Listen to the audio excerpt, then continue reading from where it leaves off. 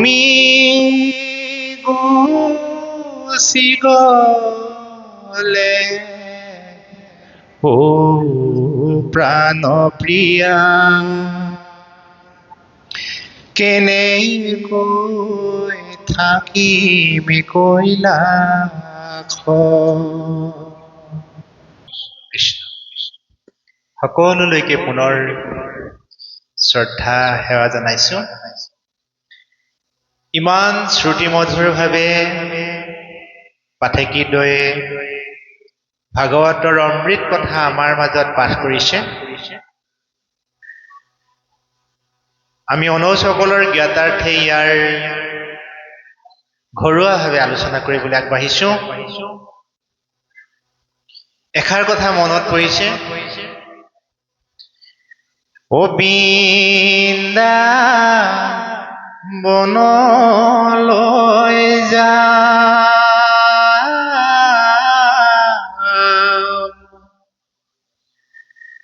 গোসাঁইক দেখিবলৈ পাম। ও বৃন্দাবনতে কৃষ্ণই বাহিব যায়, ও নয়ন ভৰি ভৰি চা। এবাৰ গাওঁ দিয়ক। হে ৰাম বৃন্দাবনলৈ যা গোসাঁইক দেখিবলৈ পাম। বৃন্দাবনতে কৃষ্ণই বাহিব যায়, নয়ন ভৰি ভৰি চা নয়ন ভৰি ভৰি চা। কৃষ্ণ গকুলৰ গোপীসকলে কৃষ্ণৰ যিটো লীলা, এই লীলা চাবৰ কাৰণে বৃন্দাবনলৈ যাবলৈ হেঁপাহ কৰিছিল।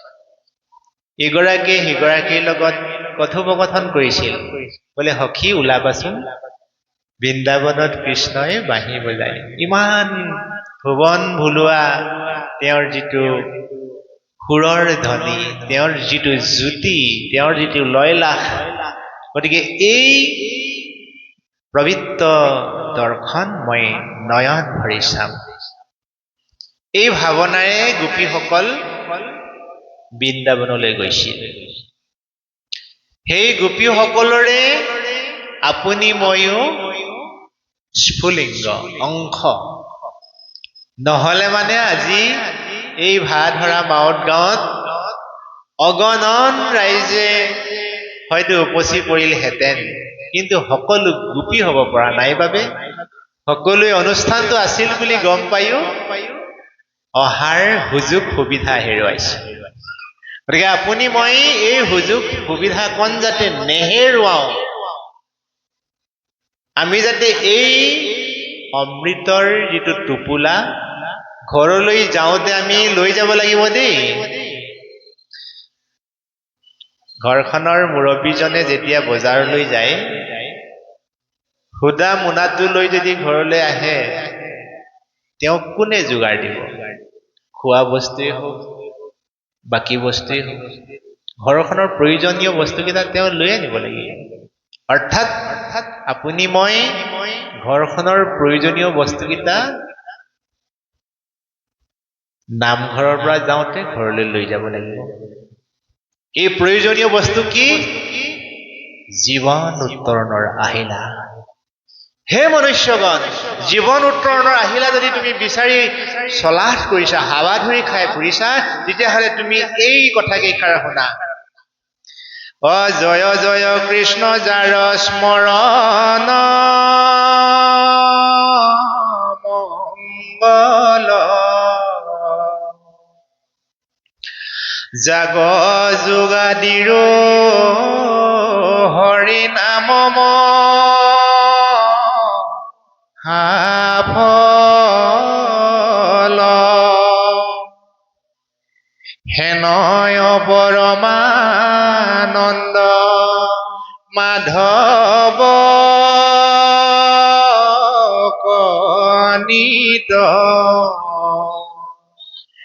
হুমৰিও নৰ নিৰন্তৰে কচিত। হে জীৱশ্ৰেষ্ঠ নৰসকল, হে মনুষ্যগণ, তুমি যদি সঁচাকৈ জীৱনটো মহীয়ান কৰিম বুলি ভাবিছা, তেতিয়াহ'লে যাক যোগাদিৰো শীৰ্ষত যিজন অধিষ্ঠিত হৈ আছে পৰম ব্ৰহ্ম ভগৱন্তৰ, যাৰ নামেই হৈছে মহাফল, সেইজন অনাদি অনন্ত শ্ৰীহৰিক তুমি একচিত্তে সুমৰা মানে মনত পেলোৱা। চাওকচোন, আমি গোপন সূত্ৰটো লাহে লাহে আৰম্ভ কৰিছো। এটা ল'ৰাই যেতিয়া স্কুলত অধ্যয়ন কৰি থাকে, সেই ল'ৰাটোক অত্যন্ত প্ৰয়োজন অধ্যয়নৰ। যদি সি অধ্যয়ন নিদিয়াকৈ পৰীক্ষা দিবলৈ যায়, সেই ল'ৰাই বাৰু সফলতা অৰ্জন কৰিবনে? পঢ়া শুনা নকৰাকৈ স্কুলত পৰীক্ষা দিব যোৱা ল'ৰাটো উত্তীৰ্ণ হ'ব নাই? কদাপি নহয়। তদ্ৰূপ এই বিশ্বব্ৰহ্মাণ্ডৰ জীৱশ্ৰেষ্ঠ মানুহবোৰ হৈছে বিদ্যালয়ৰ ছাত্ৰৰ দৰে। ছাত্ৰই যেনেকৈ অধ্যয়ন কৰিব লাগিব, তেতিয়াহে পৰীক্ষাত উত্তীৰ্ণ হ'ব পাৰিব। সংসাৰৰ জীৱসকলৰ ভিতৰত শ্ৰেষ্ঠ জীৱ মনুষ্যই ভক্তিৰ আয়োজনী ল'ব লাগিব, ভকতৰ সান্নিধ্য ল'ব লাগিব, ঈশ্বৰক স্মৰণ কৰিব লাগিব, তেতিয়াহে মনুষ্য জীৱন সফল কৰিব পাৰিব। আৰু যদি এইকেইটা কৰ্মৰ পৰা আপুনি মই আঁতৰি থাকো, আমি কিন্তু মনুষ্য জীৱন কদাপি সফল কৰিব নোৱাৰো। কিয় ঈশ্বৰৰ নাম স্মৰণ কৰিব লাগে? আকৌ ক'লে, অ কৃষ্ণ কথায় অমিত পিয়হাবধানে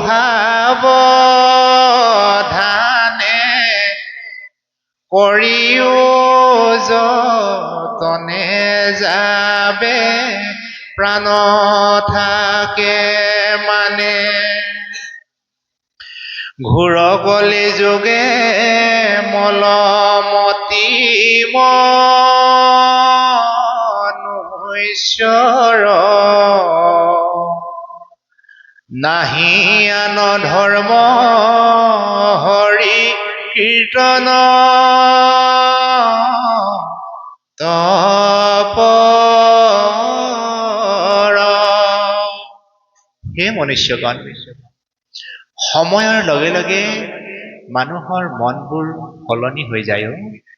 যেনেকে আপুনি মই যেতিয়া ল'ৰালি কালত ধূলি বালি খেলি ভাল পাইছিলো, নহয়নে? অকণমান ডাঙৰ হোৱাৰ পিছত দৰা কইনা খেলি ভাল পাইছিলো, নহয়নে? অকণমান পিছত আমি ডাঙৰ ডাঙৰ কৰ্মৰ সপোন দেখি ভাল পাইছিলো, নহয়নে? কিন্তু যেতিয়া আমি ডাঙৰ হৈ যাওঁ, উপযুক্ত বয়স হৈ যাওঁ, আমি শৈশৱত কৰি অহা কৰ্মবিলাকৰ ভিতৰত যিটো কৰ্মত আপুনি মই একাত্মবোধেৰে লাগিছিলো, সেই কৰ্মটোলৈকে আমি ধাৱমান। তদ্ৰূপ এই সংসাৰখনত চাৰিটা যুগৰ কথা উল্লেখ হৈছে: সত্য, ত্ৰেতা, দ্বাপৰ আৰু কলি। এই চাৰি যুগত পৰম ব্ৰহ্ম ভগৱন্তক আৰাধনাৰ শিতানবিলাক সুকীয়া সুকীয়া। সত্য যুগে ধ্যান, ত্ৰেতা যুগে যজ্ঞ, দ্বাপৰ যুগত পূজা, কলিত হৰিৰ কীৰ্তন বিনাই আৱৰ নাহি কেদুজা।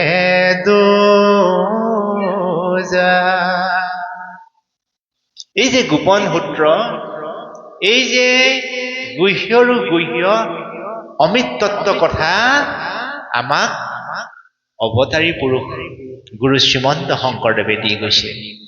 কেনেকে ক'লে যে হে মনুষ্যগণ, সত্য যুগত ঈশ্বৰ প্ৰাপ্তিৰ বাবে ধ্যান কৰিব লগা হৈছে, ত্ৰেতা যুগত ঈশ্বৰ প্ৰাপ্তিৰ বাবে যজ্ঞ কৰিব লগা হৈছে, আৰু সেই ঈশ্বৰৰ কৰুণাময়ে দ্বাপৰ যুগটোক পূজা পাতলৰ বাবে দায়িত্ব দিছিলে। গতিকে দ্বাপৰ যুগত মানুহে পূজা পাতলৰ দ্বাৰাই মনৰ আশা পূৰণ কৰিছিল। কিন্তু কলি যুগ হোৱাৰ লগে লগে যদি সেই সত্য ত্ৰেতা দ্বাপৰ আহিলা কেইটা কলি যুগৰ মানুহে প্ৰয়োগ কৰে, তেতিয়া একো ফল নধৰিব। উদাহৰণস্বৰূপে আমাৰ সমাজখনত এটা দিন আছিল, বাঁহেৰে কাঠেৰে পাতেৰে ঘৰ সাজিছিল। এতিয়া আপুনি মই বাৰু সেই বাঁহ বেত কাঠ ব্যৱহাৰ কৰি চালি বনাই জীৱন নিৰ্বাহ কৰিছো জানো? সময় গতিশীল নহয়নে? আগত ইটা নাছিল, টিংপাত নাছিল, লোহাৰ নাছিল, চিমেণ্ট নাছিল, আছিল যদিও যথেষ্ট অসুবিধা আছিল, অৰ্থৰ কথা আছিল, সুবিধাৰ কথা আছিল, যাৰ কাৰণে তেওঁলোকৰ সেইখিনি গৰাকী হবলৈ সম্ভৱ নহয়। আপোনজনৰ ওচৰলৈ যাবলৈ বাট কৰি বাই খোজকাঢ়ি যাব লগা হৈছিল, ঘোঁৰা গাড়ীত গৈছিল, গৰু গাড়ীত গৈছিল, চাইকেলত গৈছিল, নাৱত গৈছিল, দোলাত গৈছিল। সময়ৰ লগে লগে সেইবিলাক পৰিৱৰ্তন হৈ হৈ বাইক ওলালে, গাড়ী ওলালে, এতিয়া এৰোপ্লেন ওলালে। আপোনজনক খবৰ দিবলৈ চিঠি এখন লিখি পেলাই বহুদিন বাট চাই থাকিব লগা হৈছিল, জানোচা চিঠিৰ উত্তৰ আহে, খবৰ আহে। কিন্তু সময়ৰ লগে লগে এক মুহূৰ্তত আপোনজনক নিজৰ মনৰ কথাখিনি ক'ব পৰা সামৰ্থ হ'ল। এয়াই হৈছে সময়ৰ পৰিৱৰ্তন। গতিকে এই সময়ৰ পৰিৱৰ্তনত আপুনি মই যদি সহযোগিতা কৰোঁ, তেতিয়াহ'লে আমি হ'ম বুদ্ধিমান। আৰু এই সময়ত আপুনি মই যদি সহযোগিতা নকৰি আদিম যুগৰ দৰে জীৱন নিৰ্বাহ কৰোঁ, আমি হ'ম অজ্ঞ। কিন্তু আমি যে অজ্ঞ হৈ আছো সেই কথাষাৰ গুৰুজনাই গম পাইছে। কেনেকে গম পাইছে? কলিত শৰীৰ কীৰ্তন বিনাই আৱৰ নাহিকে দুজা। হে মনুষ্যগণ, কলি যুগ আৰম্ভ হোৱাৰ লগে লগে তুমি দ্বাপৰ যুগত কৰি অহা বিধি বিধান বিলাক পৰিহাৰ কৰা। কিন্তু আমি অতি দুৰ্ভগীয়া, আমি দ্বাপৰ যুগত কৰি অহা বিধি বিধান এতিয়াও পৰিহাৰ কৰিব পৰা নাই। ভাগৱতে কিন্তু কৈছে যে তুমি যদি এতিয়া সেই বিধি বিধান কৰি আছা, তুমি কিন্তু ফল নোপোৱা। গতিকে আমাৰ উদ্দেশ্য কি? আমাৰ উদ্দেশ্য হৈছে কলি যুগত পৰম ব্ৰহ্ম ভগৱন্তৰ গুণনামত আশ্ৰয় লোৱা। গুণনাম দেই। এতিয়া আমি যদি আমাৰ কল্যাণৰ হকে আমি যদি জীৱ এটা বলি দিবলৈ যাওঁ, তাতোতকৈ মহাপাপৰ কাম আৰু ধৰ্মশাস্ত্ৰত নাই বুলি কৈছে আই। কিবা কাৰণত আপুনি মই যদি এতিয়াও হাঁহ এটা, পাৰ এটা, ছাগলী এটা বলি দি আমাৰ কল্যাণৰ কথা ভাবি আছো, তেতিয়াহ'লে সেই কৰ্মটো আপুনি আজিয়েই পৰিহাৰ কৰক, আজিয়েই পৰিহাৰ কৰক। ধৰ্মগ্ৰন্থই কৈছে, এয়া কোনো মন মাউতে কোৱা কথা নহয়। মহাপুৰুষ গুৰু শ্ৰীমন্ত শংকৰদেৱে মানৱ জাতিক বুজাই দিলে যে কলি যুগ অহাৰ লগে লগে মানুহৰ মন বিলাক অস্থিৰ হ'ব, মানুহৰ মন বিলাক বিভ্ৰান্তি হ'ব, মানুহৰ মন বিলাক খেলি মেলি হ'ব। কেনেকে খেলি মেলি হ'ব? দিন ভৈলে ধন কুটুম বৰ চিন্তা কৰে, অনিদ্ৰা স্ত্ৰী আলাপনে ৰাতি আয়ু হৰে, মিছা বিষয় কমাত কৰে অভিলাষ, যিহেতু নেদেখে নৰে আপোন বিনা। আপুনি মই বাৰু তাতেই ব্যস্ত হৈ থকা নাইনে? দিন হোৱাৰ লগে লগে ক'ত টকা পইচা দুটা পাওঁ, কেনেকে মোৰ ল'ৰাটো, মোৰ মানুহগৰাকী, মোৰ পৰিয়ালটোক চহকী কৰোঁ, এই ভাৱনাই আমাক আমনি কৰে। নিদ্ৰা স্ত্ৰী আলাপনে ৰাতি আয়ু হৰৈ, এইখিনি কথাটো ক'বই নালাগে, সকলোৱে বুজি পাইছো ৰাতিটো আমি কেনেকৈ পাৰ কৰিছো। মিছা বিষয়ক মাত্ৰ ক্ৰয় অভিলাষ, এইবিলাক বুলি সকলোবোৰ মিছা। আৰু এই মিছা মিছা মিছা মিছা মিছা মিছা মানে কি? আমি যেতিয়া প্ৰখৰ ৰ'দত বাছখনৰ সন্মুখত বা গাড়ীখন চলাই যাওঁতে সন্মুখত বহি যাওঁ, তেতিয়া পকা আলিটোৰ বহু দূৰত যেন এডোঙা পানী উপচি আছে, হেন্দুল ডুব কৰি আছে। আপুনি মন কৰিবচোন, বৰ প্ৰখৰ ৰ'দত যেতিয়া ড্ৰাইভাৰৰ ওচৰত আমি বহি থাকো, তেতিয়া দেখিম যে সেই আলিবাটটোৰ বহু নিলগত যেন এডৰা পানীয়ে উপচি হেলুক হেলুক কৰি আছে। কিন্তু আমাৰ গাড়ীখন গৈ পেলাই যেতিয়া পানীডৰাৰ ওচৰত পাইগৈ, তাৰ পানীটো নাই। তেতিয়াহ'লে কি আছিল? সেইটো এটা ভ্ৰম, সেইটো এটা মায়া, সেইটোকে কৈছে মৰীচিকা। অবস্তু কো দেখাও বস্তু কো আবৰি, এহি হে মোহৰ মায়া জানানি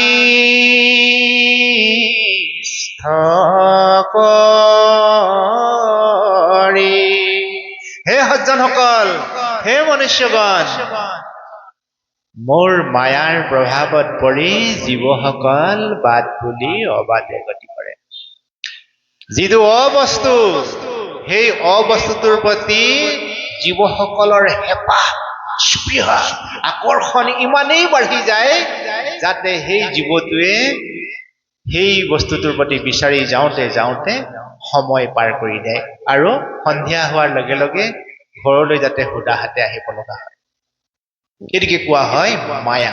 গতিকে মায়াৰ পৰা হাত সাৰিবলৈ হলে মায়াৰ স্ৰষ্টা দ্ৰষ্টা নিয়ন্তা ভগৱন্তক আমি প্ৰাৰ্থনা কৰিব লাগিব। মোৰ বন্ধুসকলে গম পালেনে? এটা প্ৰশ্ন আহিব পাৰে, তেতিয়াহ'লে আমি যদি মায়াত আবদ্ধই হ'ব নালাগে, সংসাৰখন চলিব কেনেকে? এটা প্ৰশ্ন আহিব পাৰে, মায়াৰ পৰা আপুনি মই কেনেকে একেবাৰে আঁতৰি আহিম? এই প্ৰশ্নবিলাকৰ উত্তৰ তাতেই সোমাই আছে যে হে মনুষ্যগণ, এই যে পাতিটো দেখিছে, এই ঘটিটোত যিমানখিনি পানীৰ প্ৰয়োজন ইমানখিনিলৈকে তুমি ভৰাই থাকা, ইয়াত কোনো আপত্তি নাই। কিন্তু পানীটো ভৰ্তি হোৱা গম পায়ো মই যদি ইয়াত পানী ঢালিয়ে থাকো সেই পানীখিনি কামত খাটিব নাই, নহয়নে? তোমাক সংসাৰত চলিবৰ কাৰণে যিমানখিনি তোমাৰ মায়াৰ প্ৰয়োজন, সেই মায়াখিনি তুমি ৰাখা, সেই মায়াখিনি তুমি লোৱা, কিন্তু সেই মায়াখিনিতকৈ তুমি অধিক মায়াৰ প্ৰতি আকৰ্ষিত হোৱাৰ কাৰণেহে তোমাৰ যিমানখিনি মায়া প্ৰয়োজন আছিলে সেইখিনি অথলে গৈছে। এতিয়া আমি জীৱশ্ৰেষ্ঠ মানুহবিলাকে আত্ম উপলব্ধি, আত্মচেতনাবোধ, আত্মনিয়ন্ত্ৰণ যদি কৰিব জানো, তেতিয়াহ'লে আমি জীৱ তৰিব পাৰিম। আৰু ধৰ্মগ্ৰন্থ অধ্যয়নেই হওক, সংস্পৰ্শই হওক, ধৰ্মগ্ৰন্থৰ সান্নিধ্যই হওক, আমি যদি লাভ কৰো, আমি যদি ইয়াৰ গৃহ্য তত্ত্ব উপলব্ধি কৰিব পাৰো, তেতিয়াহ'লে আমি আচলতে নিজক নিয়ন্ত্ৰণ কৰিব পাৰিম, নিজক আমি সুন্দৰকৈ পৰিচালনা কৰিব পাৰিম। আৰু যদি আমি এইখিনিকে নকৰো, তেতিয়াহ'লে কিন্তু আমাৰ জীৱনটো আমিও অইন মানুহৰ দৰে আধৰুৱা কৰিব লাগিব।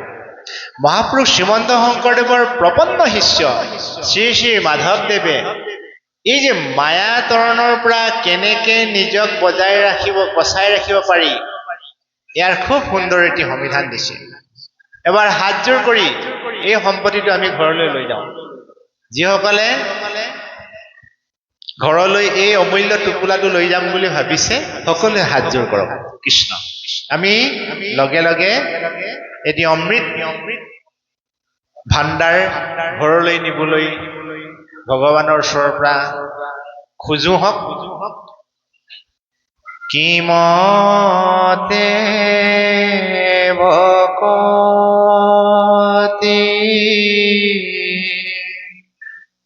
কৰিব তোমাত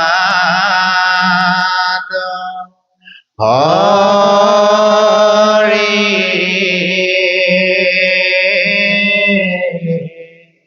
মই মোৰ নাজানো তাৰ উপায়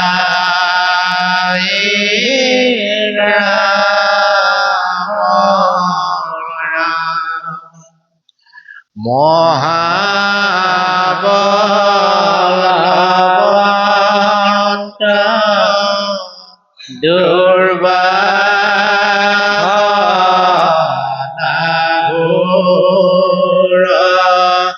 হৰি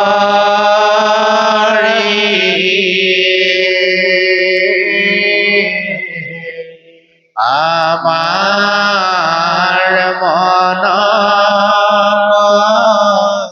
তেজিয়া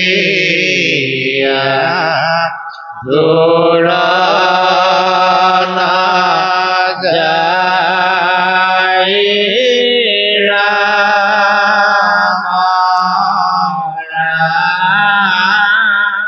আমাৰ মন তেজিয়া দূৰ নাযায়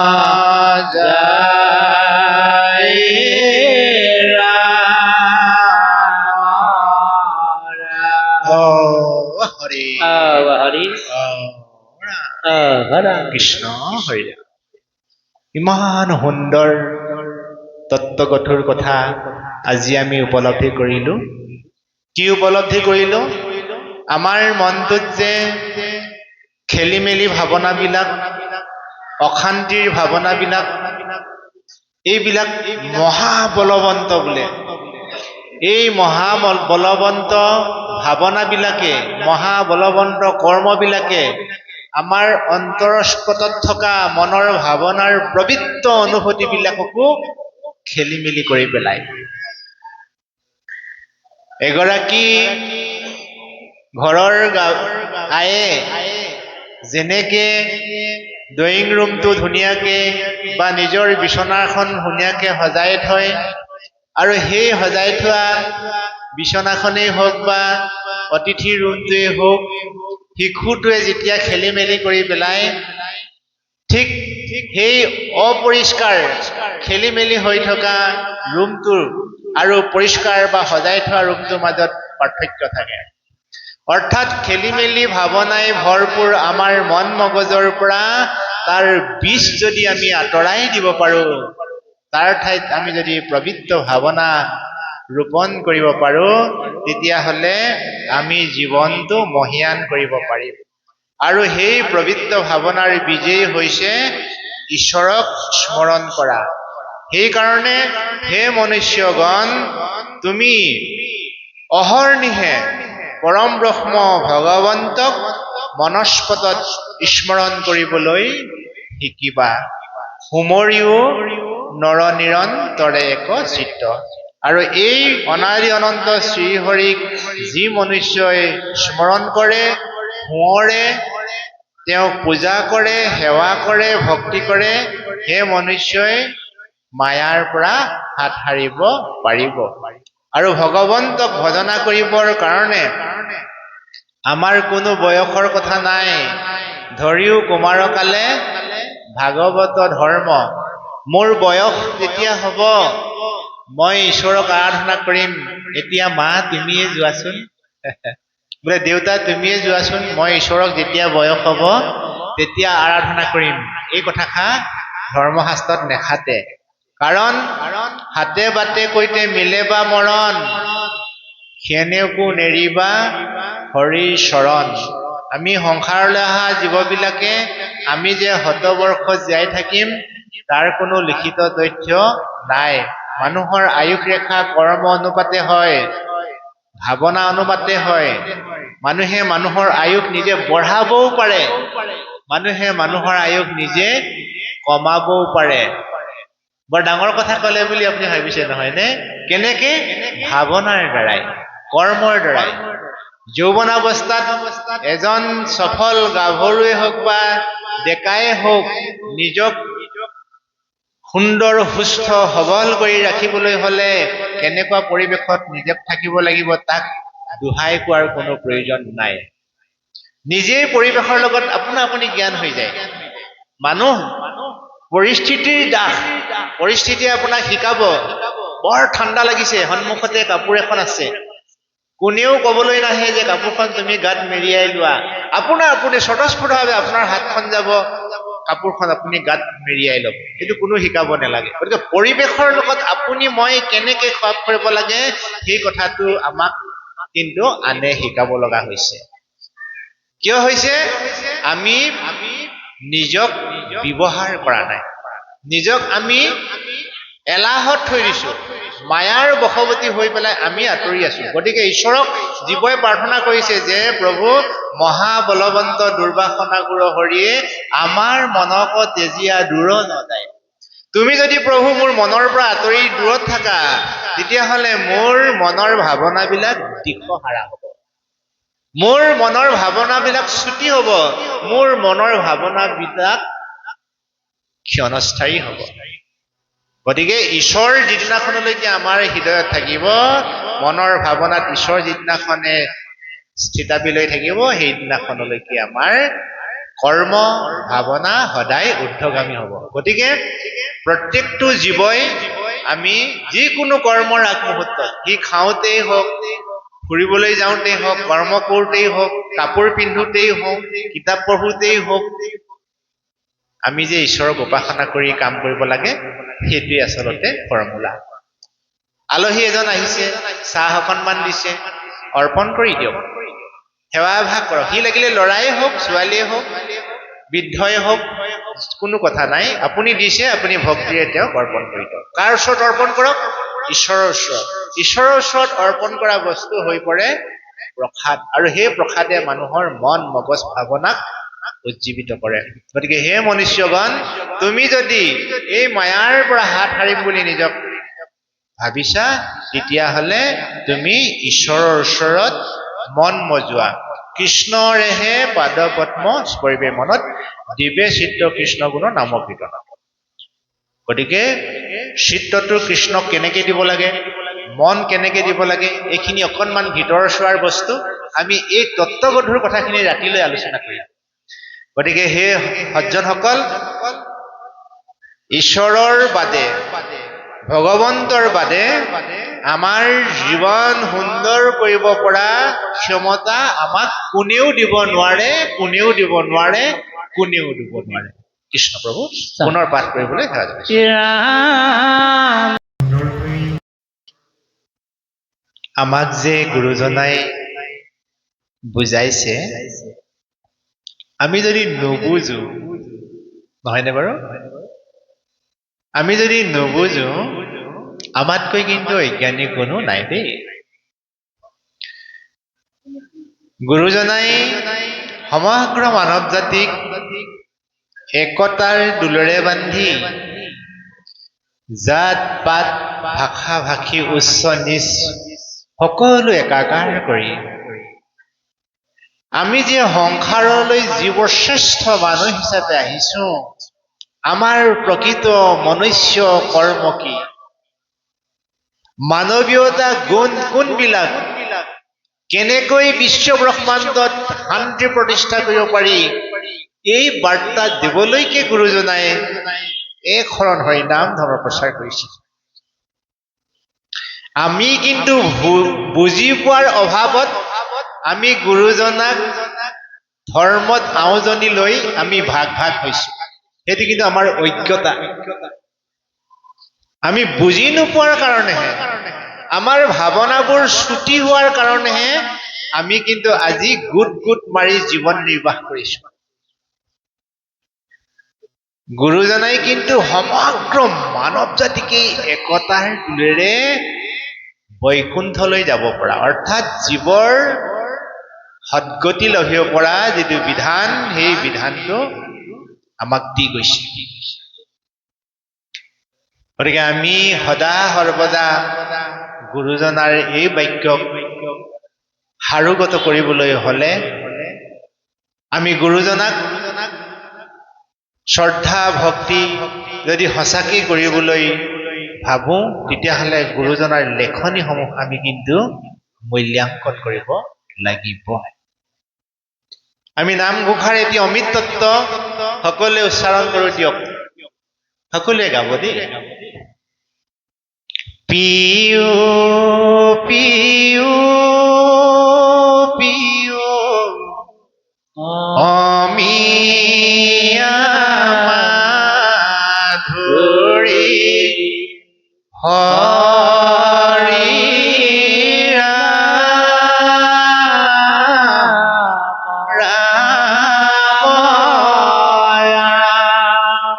এবাৰ গাই দিয়কচোন। হে ৰামে পিও পিও পিও অমিয়া মাধুৰী হৰি ৰাম ৰাম ৰাম। কেনেকে পিবা হে মনুষ্য? দূৰতে জীয়া থৈও আনজত মনস্কাম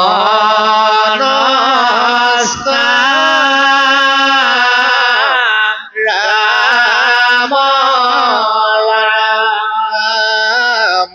পিও পিও পিও অমিয়া মাধুৰী হৰি ৰাম ৰাম ৰাম। এই যে সংসাৰৰ মায়াৰ যিবিলাক ঢৌ, এই মায়াৰ ঢৌবিলাকে তোমাক আমনি কৰিবই। তুমি এইবিলাকক দূৰত আঁতৰাই থোৱা। মানে দূৰতে তেজীয়া থৈও আনজত মনস্কাম ৰাম ৰাম। দূৰত সেইবিলাকক থৈ পেলাই ওচৰত কাক ল'বলৈ কৈছে? ঈশ্বৰক। কেনেকে ল'বলৈ কৈছে? হে ৰাম নামে সাধে যাৰ যেন মতয় অভিলাষ অজীৱা মুখ্য চাহে বৈকুণ্ঠ তদে তবাস। তাৰমানে যি মানুহে যি বাঞ্ছা কৰে সেইটোকে দিয়া দায়িত্বটো ভগৱন্তৰ।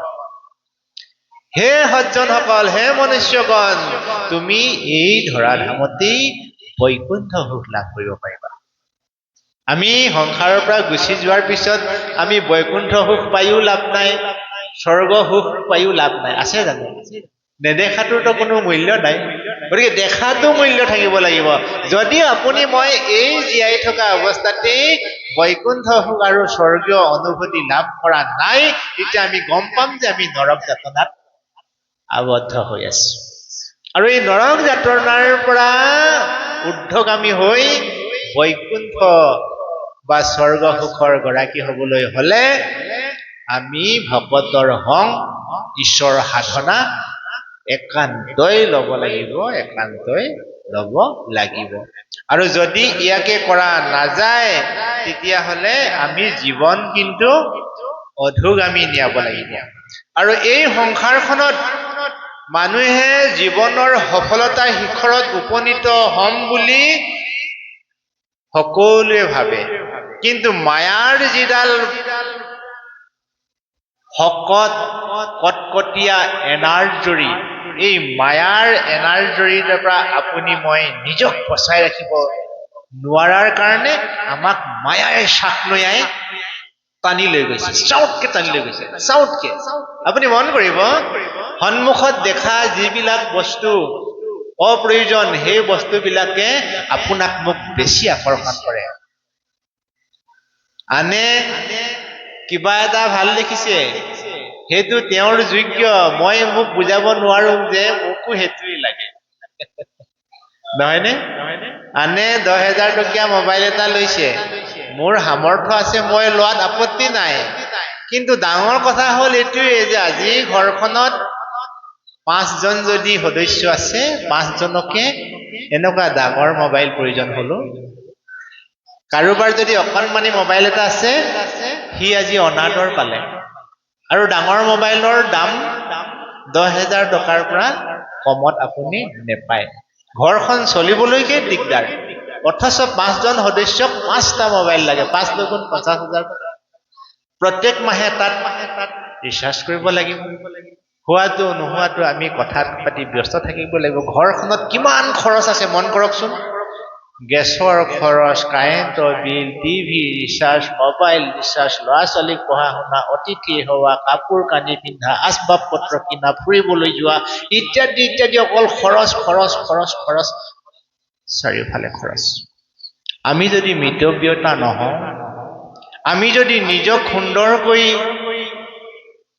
নিয়ন্ত্ৰণ নকৰো তেতিয়াহ'লে আমি সফলতাৰ শিখৰলৈ যাম নে দৰিদ্ৰতাৰ ঘৰলৈ যাম কওকচোন অল্প আৰ্জন বিস্তৰ ভোজন অল্প আৰ্জন বিস্তৰ ভোজন জানিবা তাৰ দৰিদ্ৰ লক্ষণ আমি দৰিদ্ৰ লক্ষণবিলাক ইয়াতে ফুটি উঠিছে ভকতৰ সংগলৈ যাব লাগে আমি ভকতৰ সংগৰ পৰা পিছুৱাই আহিছো মায়াৰ বশৱৰ্তীত কমকে আশ্ৰয় ল'ব লাগে আমি মায়াৰ বশৱৰ্তীত বেছিকে সময় দিছো আমি উত্তৰণ ঘটাব পাৰিম কেতিয়াও নোৱাৰো এই কথাষাৰ কোনে দৃষ্টি নিক্ষেপ কৰিছিল আমাৰ গুৰুজনাই আমাৰ ও কৃষ্ণ আমাৰ ইষ্ট দেৱ শংকৰ আমাৰ গুৰু ৰাম নামৰ নৌকাখনি ভকত কল্পতৰ আমাৰ ইষ্ট দেৱতা কোন কৃষ্ণ ঈশ্বৰ আমাৰ ইষ্ট দেৱতা আমাৰ গুৰু কোন মহাপুৰুষ শ্ৰীমন্ত শংকৰদেৱ এই সংসাৰৰ জয়যাত্ৰা সামৰি আমি যেতিয়া সংসাৰৰ পৰা গুচি যাম আমাক এখন নৌকা লাগিব বিশ্ব ব্ৰহ্মাণ্ডখন যদি সাগৰ হয় নৌকা এখনৰ অবিহনে জাহাজৰ অবিহনে আমি কেনেকে পাৰ হ'ম সেই নৌকাখন কি ৰাম নাম কোনে ৰাম নাম পৰিচালনা কৰে ভকতসকলে ৰাম নামৰ নৌকাখনি ভকত কল্পতৰু গতিকে হে মোৰ অনজ হে মোৰ সতীৰ্থ বন্ধু আজি আমি ইমান দিনে যদি ভকতৰ বাক্য পালন কৰি আছিলো ভালেই কথা যদি আমি ভকতৰ বাক্য আজ্ঞা অনুৰোধ পালন কৰা নাই তেতিয়াহ'লে কিন্তু আমি ঈশ্বৰৰ কৰুণাৰ পৰা বঞ্চিত হৈছো দেই আৰু আজিয়ে আমি সংকল্প ল'ম প্ৰভু মই যেন সদায় তোমাৰ দাস হৈ সংসাৰত জীয়াই থাকিব পাৰো ধৰ্মগ্ৰন্থৰ উপৰিও পাঠ্যপুথিটো আমি পাইছিলো তোমাৰ মহিমা অসীম অপাৰ বিশ্বৰ পালক তুমি অতি কাৰুণিক পৰম দয়ালু ধৰ্ম বিচাৰৰ স্বামী তোমাকেই প্ৰণামো কৃপা ভিক্ষা কৰো পোন বাটে নিবা মোক যি পোন বাটত চলিছে সদায় তজু কৃপা পাত্ৰ লোক নহয়নে কুপথ পথিত যি পথে চলে সি পথে নিনিবা মোক নাইবা চলিছে যি পথত প্ৰভু পথভ্ৰষ্ট যত লোক আমি তেতিয়া পঢ়িলো কবিতাটো এতিয়া যদি প্ৰয়োগ নকৰো কেনেকে হ'ব নহয়নে আমি ইয়াত প্ৰয়োগ কৰিব লাগিব ঘৰখনত ধুনীয়া খাদ্য ভৰি আছে পাকঘৰত আপুনি ৰান্ধক আকৌ নিজেও খাওক আনকো খুৱাওক তেতিয়াহে ভিতৰত থকা সুস্বাদু আহাৰৰ মূল্য পাব যদি সুস্বাদুৰ আহাৰ থাকি আপুনি ৰন্ধা নাই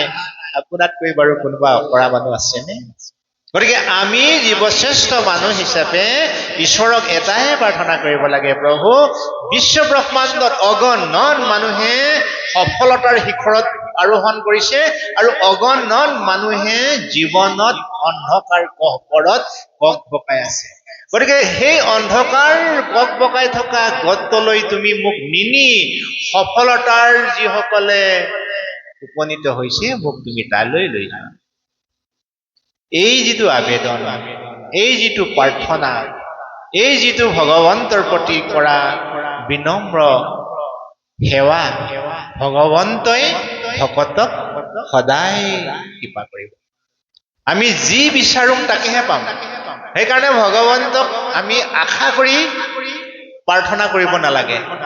মোৰ আইসকলৰ জ্ঞাতাৰ্থে আমি এটি কথা কৈ থওঁ, ভগৱানক আশা কৰি যদি আপুনি প্ৰাৰ্থনা কৰে তেতিয়াহ'লে আপোনাৰ সেই আশাটোহে পূৰণ হ'ব, বাকীখিনি ৰৈ যাব। ভগৱন্তক নিৰাশ ভাৱেৰে সৰ্বস্ব দি দিয়ক না, ভগৱন্তে আপোনাক গোটেইখিনি দিব। যদি আপুনি ভগৱন্তক এটা আশা কৰি খোজা যায়, প্ৰভু সেই আশাটো আপোনাক পূৰণ কৰিব, কিন্তু বাকী আশাখিনি ৰৈ যাব।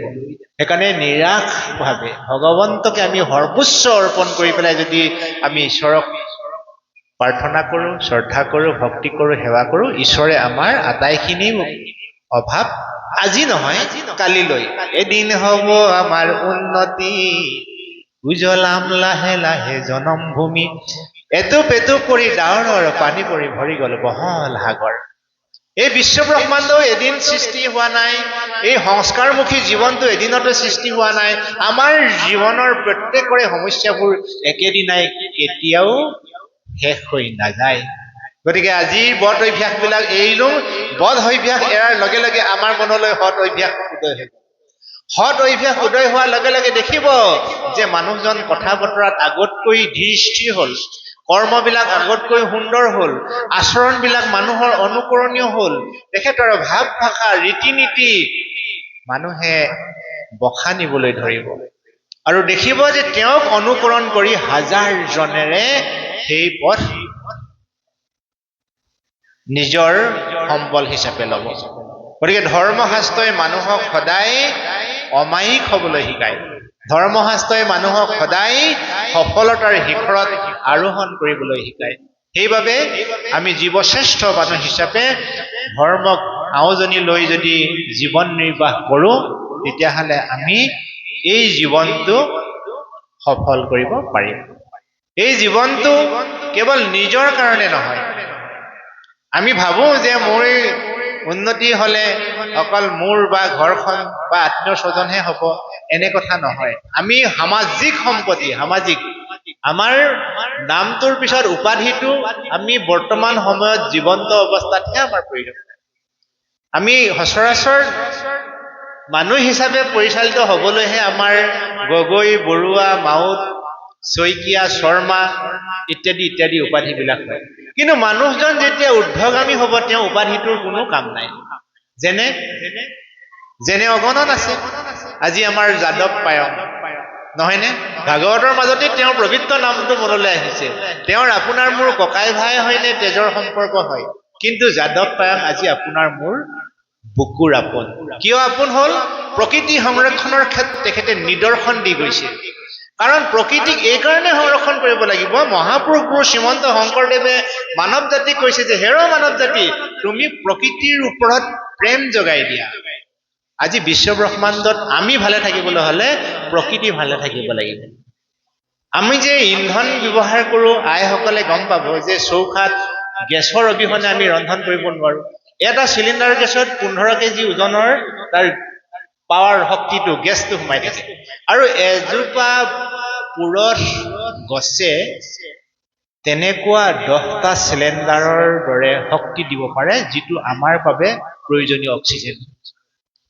মন কৰকচোন, এজোপা গছে আমাক কেনেকে সহায় কৰে?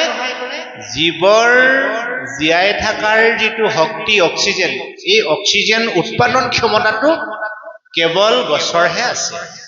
গতিকে এজোপা গছে আমাক যথেষ্টখিনি শৰীৰৰ সম্বল যোগান ধৰিব পাৰে। সেইকাৰণে এক বৃক্ষ দশ পুত্ৰ সম বুলি কোৱা হয়। গতিকে শৰৎ বৰ্ণনাত গুৰুজনাই ইমান গছৰ নাম উল্লেখ কৰিছে, ইমান ফুলৰ নাম উল্লেখ কৰিছে, অগণন ফুলৰ নাম উল্লেখ, ফলৰ নাম উল্লেখ কৰিছে। এই প্ৰকৃতিৰ বিনন্দিয়াৰ ৰূপ যৌৱন আমি যদি সজীৱ কৰি ৰাখিব পাৰোঁ, তেতিয়াহ'লে আমি মানসিকভাৱে লাভৱান হ'ম। যে পৰিৱেশ এটা দেখিলেই ভাল লাগি আহা, চাৰিওফালৰ পৰা যদি আমি চাৰাখাৰ কৰি পেলাওঁ, কাটি নষ্ট কৰোঁ, তেতিয়া আমি এটা সুন্দৰ পৰিৱেশ নেপাম। সেইকাৰণে আমাৰ উপাধিটো কোনো কেইদিনমানৰ পিছত সি কাম নাই, যেনেকে 40-45 বছৰৰ পিছত মানুহে 40 বছৰৰ পিছত চাকৰি নাপায়, মানে পঢ়া শুনা কাগজৰ কোনো মূল্য নাই, ইমানখিনি বয়সলৈকেহে থাকে। গতিকে ভাল কাম কৰাৰ পিছত আমাৰ উপাধিটো প্ৰয়োজন নাই। সেই মানুহজনে যেনে জ্যোতিপ্ৰসাদ আগৰৱালাই হওক, আগৰৱালা জানো আমাৰ অসমীয়া মানুহ? বিষ্ণুপ্ৰসাদ ৰাভাই হওক, ৰাভা জানো আমাৰ অসমীয়া মানুহ? নহয় নহয়, এটা স্বাভাৱিক কথা। কিন্তু আচল অসমীয়া তেওঁ জানো? অসমখনক ভাল পোৱা মানুহ, ৰাইজক ভাল পোৱা মানুহ, সমাজক ভাল পোৱা মানুহ, আমি প্ৰত্যেকেই জীৱশ্ৰেষ্ঠ মানুহ। কৰ্মসূত্ৰে আপুনি মই এই সংসাৰত কাৰোবাৰ ঘৰত জন্ম হলো, এইটো কোনো ডাঙৰ কথা নহয়। কিন্তু কৰ্মৰ ফল ধৰ্মগ্ৰন্থই বিশ্বাস কৰে। আমি কৰ্মফলৰ ওপৰত বিশ্বাসী মানুহ যে বন্ধুসকল।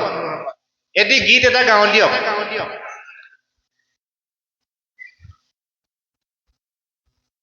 কৰ্ণই বোলে অৰ্জুন হৰ নামাৰিবা মেদিনীয়ে গ্ৰাহে মোৰ চকা, বুজিছো কৃষ্ণ তোমাৰে চালনা,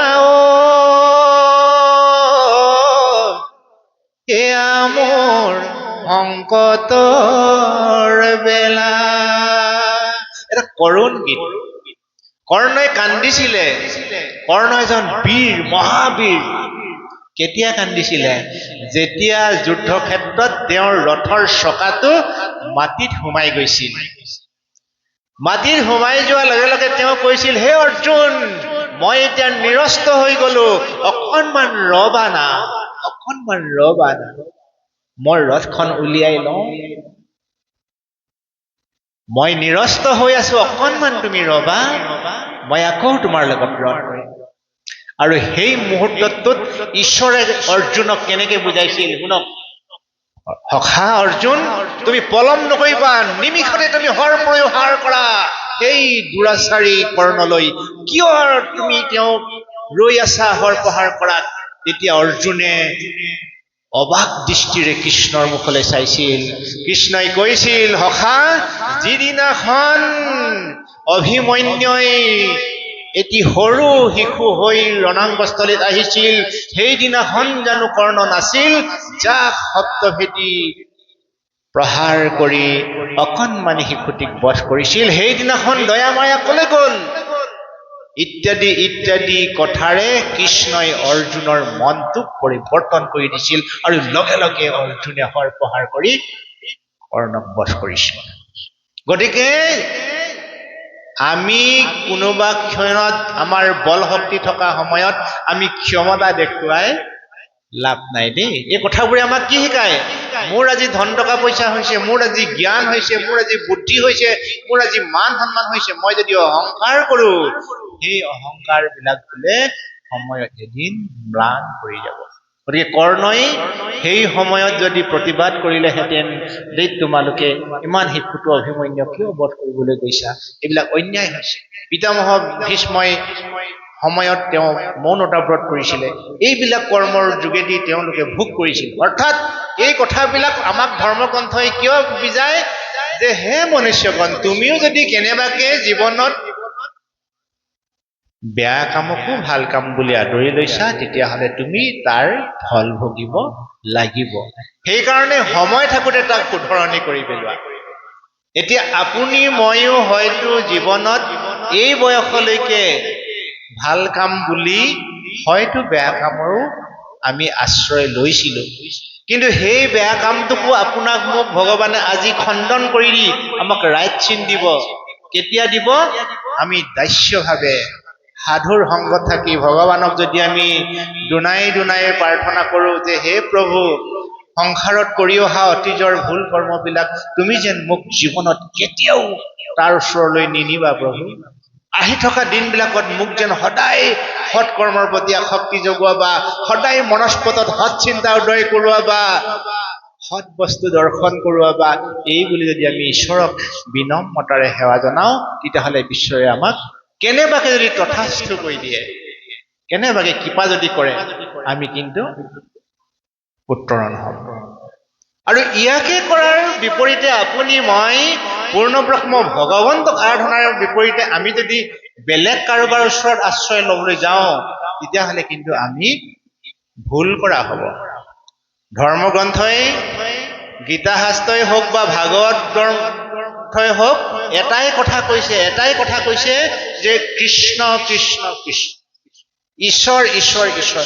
ঈশ্বৰৰ অবিহনে কিন্তু তুমি জীৱন কেতিয়াও মহীয়ান কৰিব নোৱাৰা বন্ধু। এটা প্ৰশ্ন আহিব পাৰে, আমিতো ঈশ্বৰ বুলি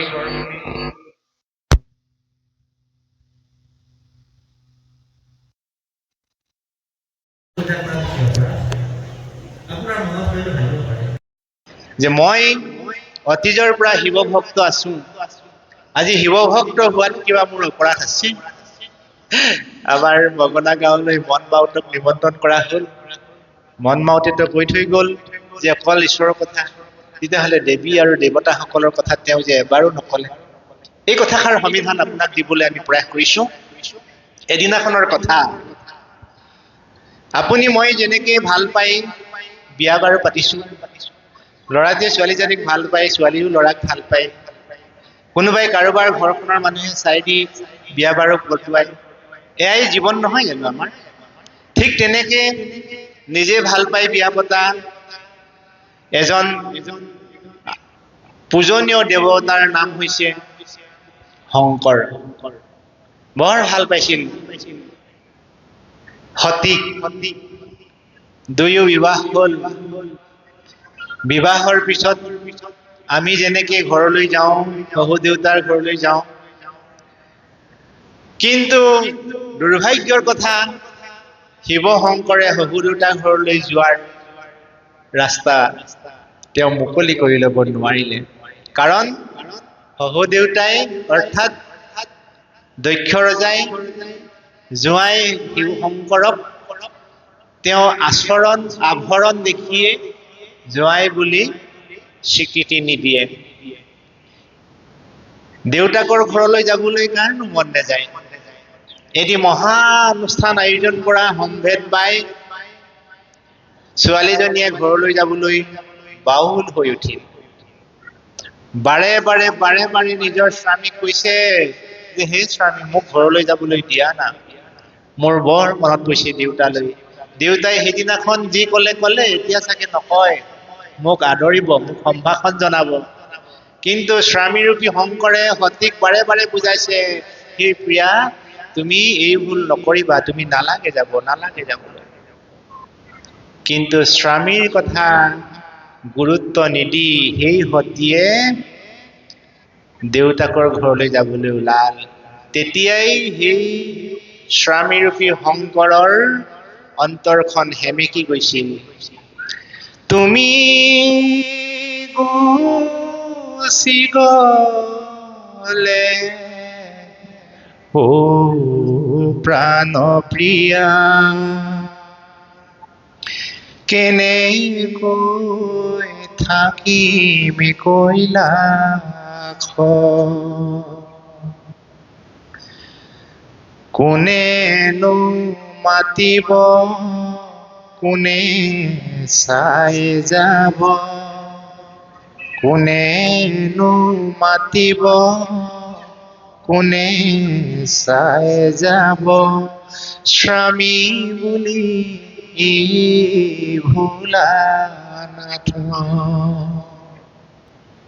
আমাৰ ভকতসকলে, শিল্পীসকলে ইমান সুন্দৰকৈ গীতটো উপস্থাপন কৰিছে যে এই মায়াৰ পাশত আবদ্ধ এজন পূজনীয় দেৱতাৰ কথা, যি দেৱ শংকৰে নিজৰ ভাৰ্যাকো বুজাব পৰা নাই। চব মন কৰক, পৰিণতি কি হ'ল? স্বামীৰ কথা অৱজ্ঞা কৰি সতীয়ে দেউতাকৰ ঘৰলৈ গৈ নিজৰ জীৱন উচৰ্গা দিব লগা হ'ল। গতিকে সেই দেৱসকলে নিজকো বোলে ৰক্ষণাবেক্ষণ দিব পৰা ক্ষমতাটো নাই বুলি ধৰ্মশাস্ত্ৰই কৈছে। উদাহৰণ চাওঁ বুলি ক'লে অলেখ আছে। সকলোৱে আমি পাই অহা এটি উদাহৰণ এবাৰ হাত জোৰ কৰি আকৌ লওঁ দিয়ক। ব্ৰহ্মায়াদি কৰি জীৱ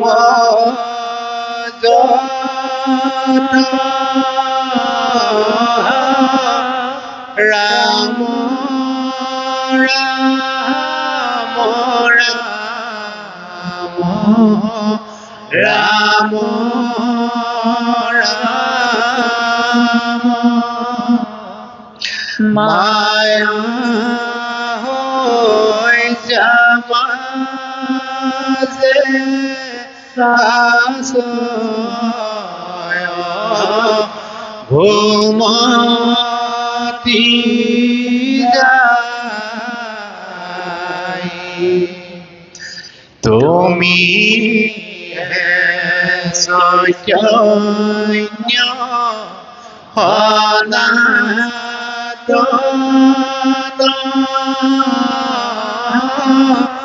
ৰাম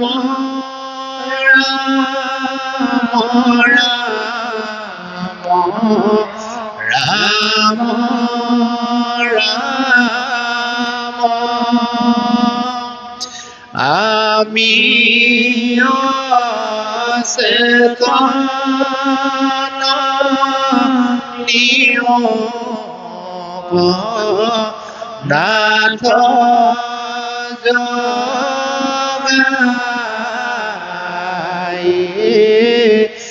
আমি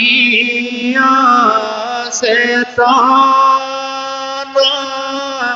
নিয়োগ নাথ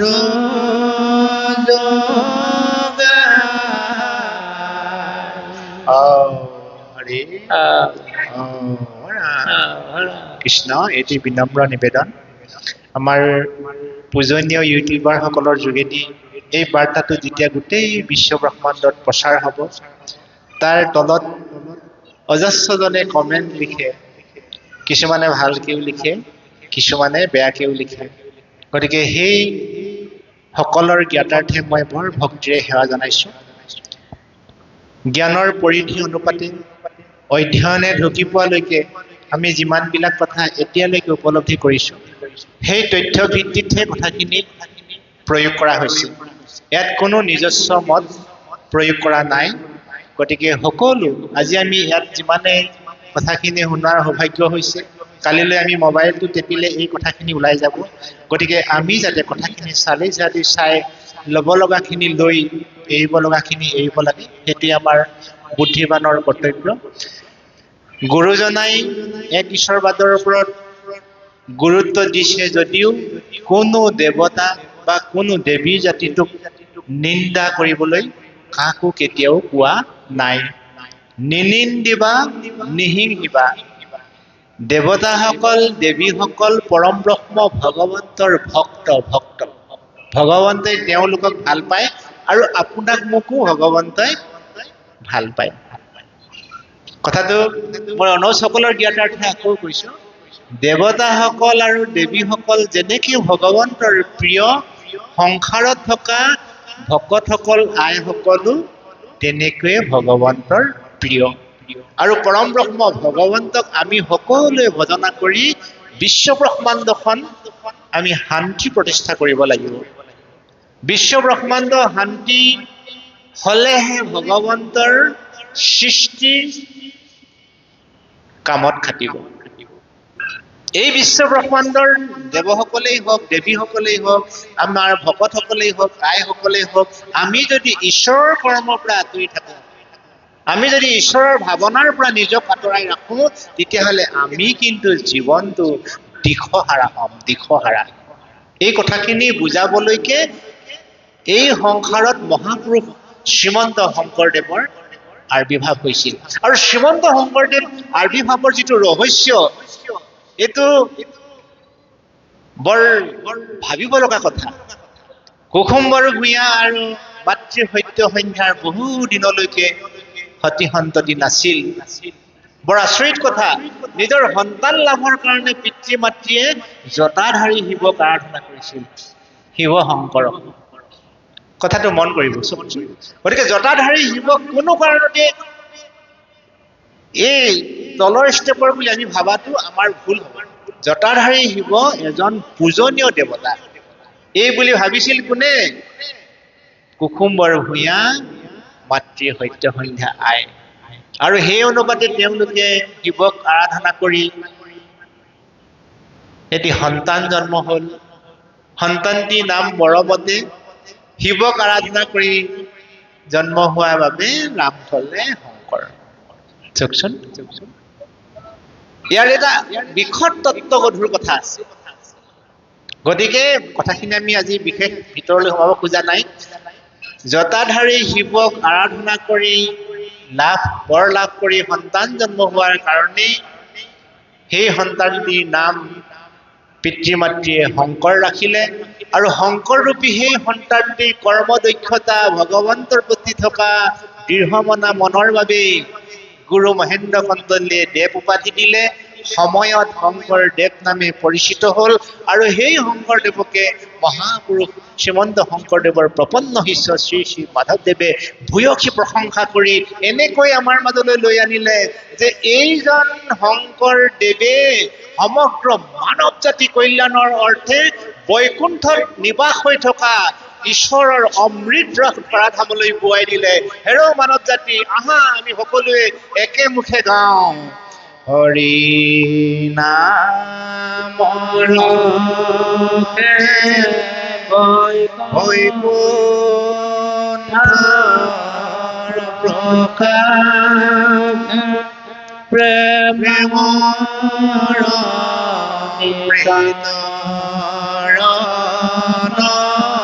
নদী শ্ৰীমন্ত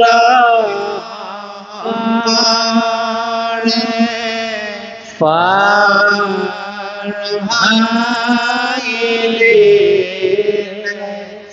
বহে ব্ৰহ্মাণ্ড বহে ব্ৰহ্মাণ্ড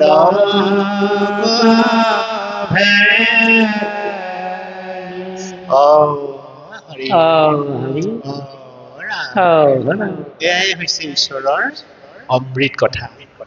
যদি মহাপুৰুষ শ্ৰীমন্ত শংকৰদেৱে এই বৈকুণ্ঠত নিবাস স্থান অমৃত ৰস ঈশ্বৰৰ গুণনাম আমাৰ মাজত যদি বোৱাই নিদিলেহেঁতেন, আমাৰ মাজত আজিও ব্ৰাহ্মণ, ক্ষত্ৰিয়, শূদ্ৰ, বৈশ্য এই ভাগত ভাগ ভাগ হৈ আমি শান্তি জগতৰ পৰা বহু যোজন দূৰত থাকিলোহেঁতেন, বহু যোজন দূৰত। কিন্তু এই সমস্যাটো সমাধান কৰিবৰ কাৰণে মহাপুৰুষ শ্ৰীমন্ত শংকৰদেৱ আমাৰ মাজত আৱিৰ্ভাৱ হ'ল। গতিকে সেই মহাপুৰুষ শ্ৰীমন্ত শংকৰদেৱৰ বাপ দেউতাকক আমি এবাৰ শ্ৰদ্ধা কৰোঁ। দিয়ক আকৌ পাঠাকুট দিম। মাও নাম সত্য সন্ধ্যা পিতা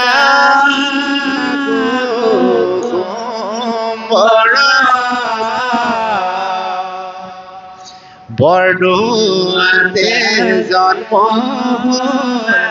শ্ৰীমন্ত বৰদোৱাতে জন্ম হ'ল শ্ৰীমন্ত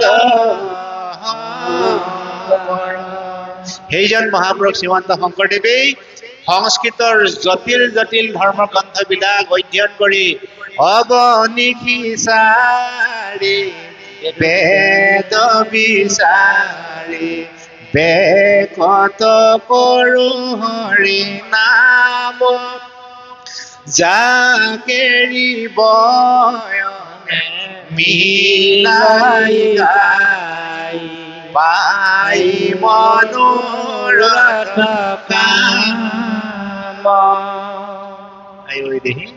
ইমান সুগম পথ ৰচনা কৰিলে। আৰু এই ভাগৱত শাস্ত্ৰ হৈছে সংস্কৃতৰ জটিল শব্দৰ পৰা